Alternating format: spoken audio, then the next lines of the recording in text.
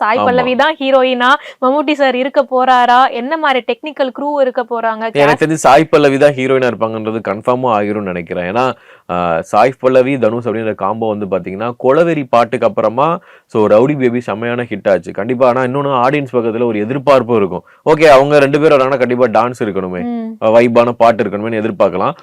ஒருவேளை இது வந்து இட்லி கடை மாதிரி ஒரு ஃபீல் குட் ஃபிலிமா இருந்து அதுக்கு மக்கள் எதிர்பார்த்துட்டாங்கன்னா அவங்ககிட்ட பேச்சு வேற வாங்க முடியாது. ராஜ்குமார் பெரியசாமி டைரக்ட் பண்றாரு. சோ அந்த கமர்ஷியல் எலிமெண்ட்ஸ் என்னதான் அவர் வந்து கதை ஓரியண்டா போனாலும் மக்களுக்கு ஆடியன்ஸ புல் பண்றதுக்கான விஷயங்கள் என்ன அப்படின்றத அமரன்லயே ரொம்ப அழகா பண்ணிருக்காரு. ஆனா அமரன் வந்து பாத்தீங்கன்னா ஒரு லைவ் ஸ்டோரி, சோ உண்மை சம்பவத்தை பேஸ் பண்ணி எடுத்ததுனால அதுல வந்து அவ்வளவு உயிரோட்டம் இருந்தது. அதுவும் இல்லாம நம்ம எல்லாத்துக்கும் நாட்டுப்பற்று அப்படின்ற ஒரு விஷயம் வந்து முகுந்தன் அப்படின்ற ஒரு மூலமா நமக்கு வந்து அந்த பார்டரு, ஸோ அந்த ஃபைட்டு வாரு, ஸோ சாய் பல்லவியுடைய அந்த எமோஷன் இது எல்லாமே கனெக்ட் ஆச்சு.